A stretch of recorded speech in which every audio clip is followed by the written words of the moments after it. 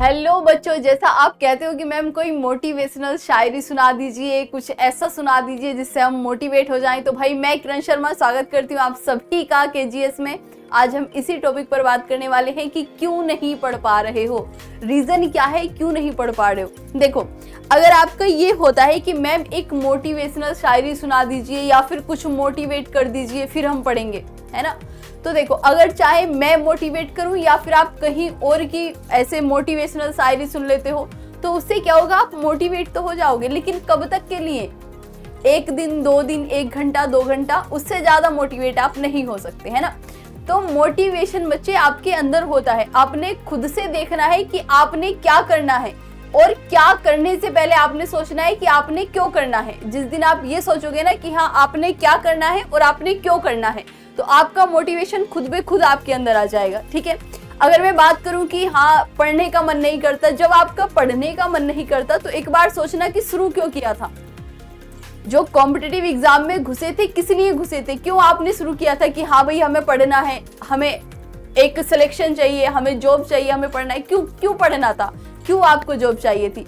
और आप खुद से पूछना, अगर आप नहीं पढ़ते तो आपके पास कौन सी अपॉर्चुनिटी है, कौन सा ऐसा चीज है कि आप अगर नहीं पढ़ोगे तो भी आप जिंदगी में आराम से रह पाओगे।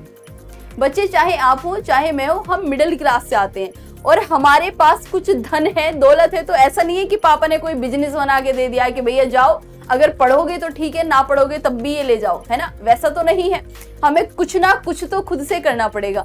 और जब ऐसा आप सोच लोगे कि भैया कुछ ना कुछ तो करना है ना, तो फिर आप पढ़ पाओगे। जैसे आपको होता है कि मैम पढ़ने का टाइम नहीं मिलता, तो टाइम मिलेगा भी नहीं, कभी नहीं मिलेगा पढ़ने का टाइम।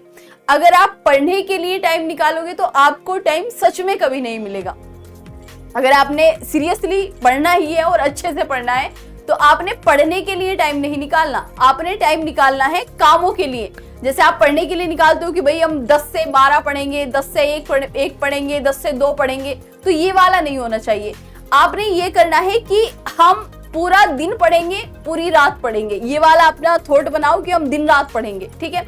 अब उससे टाइम निकालो कि भाई मुझे शाम को 10 से 6 बजे तक सोना है, 10 से 8 बजे तक, 8 तो ज्यादा हो जाएगा, 10 से 4 तक सोना है, 6 से 7-8 घंटे आपके लिए बहुत है सोने के लिए। उसी में आप टाइम निकालो कि मुझे सुबह में 8 से 9 नाश्ता करना है, ठीक है। उसके बाद तो आप खाली हो, पढ़ो, उसमें वो पढ़ना ही है आपको। उसी में निकालो कि भैया मुझे 12 से 2 या 2 से 3, जो भी आप अपना टाइम रखते हो, उस टाइम लंच करना है, इस टाइम खेलना है। तो पूरा जो दिन वाला टाइम है ना आपका, वो आप अपनी पढ़ाई को दो। जैसे आप पढ़ाई के लिए टाइम टेबल बनाते हो ना कि मुझे क्या कहते हैं, सुबह के 10 बजे से और दोपहर के 4 बजे 2 बजे तक पढ़ना है, तो ये वाला टाइम टेबल मत बनाओ। आपको ये सोचना है कि पूरा दिन ही पढ़ाई के लिए है और हमें जो काम करने हैं उसके लिए टाइम निकालो। कि मुझे इतने टाइम खेलना है, 1 घंटा खेलना है, तो वो वाला टाइम निकालो।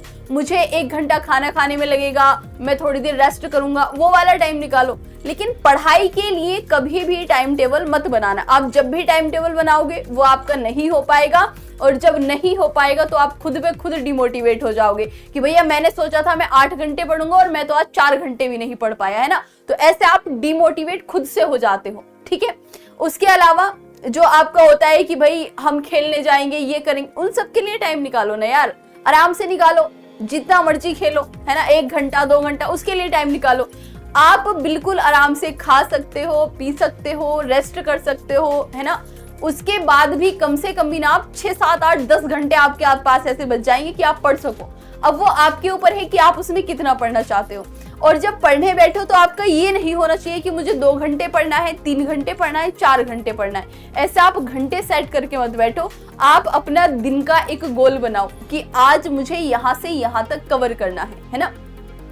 जैसे मुझे एक चैप्टर पढ़ना है किसी भी सब्जेक्ट का, तो वो आपका टॉपिक बिल्कुल सेट होना चाहिए कि भाई मुझे इतना ही पढ़ना है, मुझे ये वाला टेस्ट लगाना है और फिर मुझे इसके बाद इसी का सॉल्यूशन अच्छे से देखना है, इसको पूरा क्रॉस चेक करना है। तो वो आपका इस तरह से टारगेट होना चाहिए। और जब तक आपका टारगेट कंप्लीट ना हो तो आपको सुकून नहीं मिलना चाहिए, है ना। जो आपका गोल आपने सेट किया है वो चाहे आपका 4 घंटे में हो, 6 घंटे में हो, 7 घंटे में हो, आपका वो गोल हर हालत में कंप्लीट होना चाहिए, है ना। जब आप इस तरह से पढ़ाई करोगे तो मैं यकीनन कह सकती हूँ बच्चे, कोई भी आपका सिलेक्शन नहीं रोक सकता, आप अच्छे से सिलेक्शन पा जाओगे। जो मैंने गलतियां करी है ना, ये होता है कि आप गलती करके सीखो तो वो बड़ी अलग सी चीज हो जाएगी कि पहले आप गलती में टाइम वेस्ट करो फिर आप सीखो, है ना।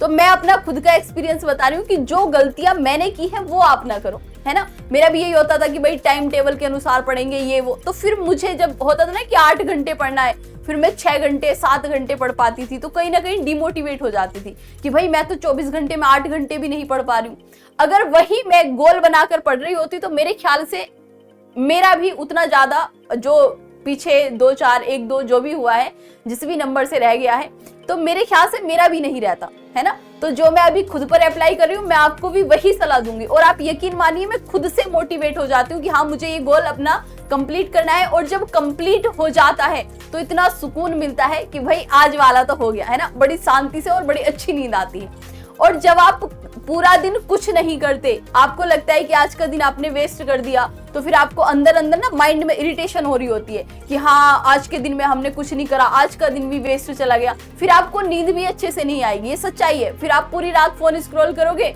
और फिर आप देखोगे कि अब और टाइम वेस्ट हो गया, तो फिर आपका और दिमाग खराब होगा, है ना। इस तरह से आप इरिटेट होते जाओगे।